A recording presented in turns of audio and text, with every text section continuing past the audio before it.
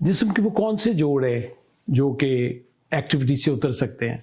Most common is the shoulder joint, जिसको हम shoulder joint dislocation कहते हैं। अक्सर नौजवान जो हैं हमारे पास आते हैं कि जी हम खेल रहे थे या हम वैसे ही रूटीन एक्टिविटी कर रहे थे तो हमारा शोल्डर उतर गया।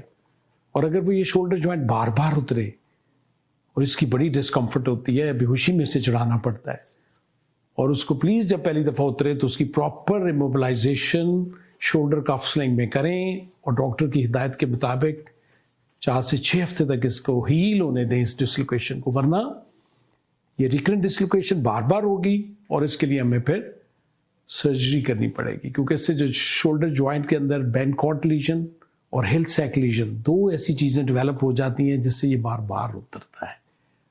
और दूसरा जॉइंट कौन सा है? पेटेलर सबलक्सेशन और पेटेलर लेटरलाइजेशन। ये जो चपनी की हड्डी है ये इस तरफ बाहर की तरफ उतर जाती है।